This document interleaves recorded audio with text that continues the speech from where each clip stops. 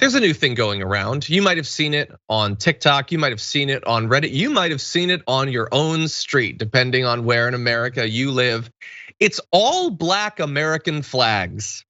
Now, if you don't know anything about this, don't get your hopes up. This has nothing to do with supporting Black Lives Matter in America or anything like that.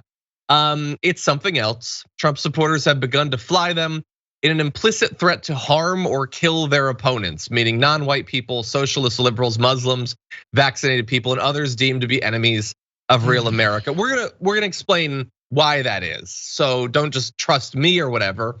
But like, I just looked around on, I live in LA, so thankfully I haven't seen one of these. I've seen a few crazy flags, thin blue line, stuff like that. I haven't seen this yet. Let's show a picture. This is outside of Denny's. You know, when you're ready for the revolution and a moon over my hammy at the same time.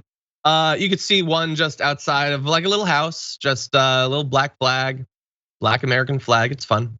So what is this? Well, apparently, although some say that it actually predates the American Civil War, all the sources I saw said that one of the first times a fully blacked out American flag entered the American consciousness was during the American Civil War of 1861 to 1865. During that period, particular Confederate Army units flew the black flag to symbolize the opposite of the white flag of surrender. It means they would neither give nor accept quarter. In other words, no quarter will be given means enemy combatants would rather be killed than taken prisoner. That means there will not be any prisoners, there will not be any mercy. We believe in our cause so much that we will die for it and we will kill for it. That's it. And sounds very American, John. Up once again. Sounds pretty patriotic. Confederate American, at least, yes. Yeah, these self-proclaimed patriots love anti-American flags, don't they? The blackened out American flag, the Confederate flag, their stupid ass don't tread on me flags. They got a lot of Trump flags. They got a lot of flags that aren't American flags, but they sure talk about how much they love that American flag. You know, you better not burn one. Don't burn one, but make it black. So replace it with the Confederate one, replace it with the Trump one, put it on your dress, put it on your swim trunks, put it on your bikini, all those things that you know that are not patriotic, that you claim to be patriotic for, you use that for this degree. So everybody who wants to talk about how we got to separate and oh my God, this country's going this way and I'm ready for the fight, the Civil War, ask them just straight up, are you willing to die? Would you die right now for Donald Trump? Are you willing to die for Donald Trump?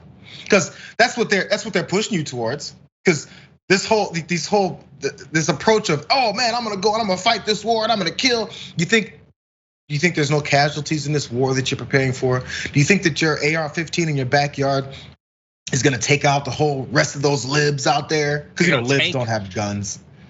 It's constant, this constant belief that they're being fooled into thinking that they're these badasses that are really gonna take over the country. Ask them straight up, because there's those old school wars where people went into war because they were desperate and had nothing else in life, and they're looking for some kind of legacy or something to push on, or their name being something, and they're willing to go die. Are you willing to go die? Are you willing to go die? Because we're getting closer and closer to those, to what we were afraid of, is these Muslim terror groups where they're willing to die for their cause and their leader. Are you willing to be just like what you said you hated and you're afraid of? Yeah. Answer the question, yes or no. Are you want to die right now? If you die, Donald Trump gets back in office. You gonna die? I think that there are some, and there are way more who want someone else to be that person at least. That's why they're not glorifying Ashley Babbitt because they just think the name rolls off the tongue. They're glorifying the person who will die to keep Donald Trump in office. And they're willing to die. Now, they are willing eventually, as she was, to die for the cause. But if you ask her before that day, are you gonna die today for this guy? She'd say no. Yeah, but she did. I don't know, like you made a great point, by the way, about the flags. Like if a dude was like, man, Chevys are the best. I love Chevys. And then you look in his driveway and it's just like a bunch of Fords, there's a Mazda. Like you'd be like, do you really love that thing that you say that you love? Because you don't act like it. You act like you like options. Yeah. But anyway, yeah. So look, I looked on Reddit. I just searched for Black American flag, and what it mostly was lots of people saying, "Hey, so I saw this Black American flag on my street," or "My dad just put up a Black American flag." It was lots of people very curious about what the hell was going on, and this is what it is. And by the way, look, some will just think that it looks cool or whatever. That's true. And you're probably gonna hear, maybe it's already happened. If not, it's gonna happen.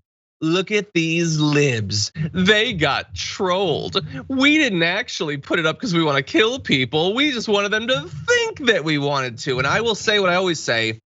Okay, that's fine, but it doesn't really mean what you think it means. If you think it's funny to pretend you want to kill your political opponents, maybe you don't want to kill your political opponents. But I wouldn't put you under the category of someone who definitely doesn't. Like, you're at least in the middle, okay? So I think it's important that people know what this is, regardless of whether any individual dude at Denny's plans on killing a congressperson.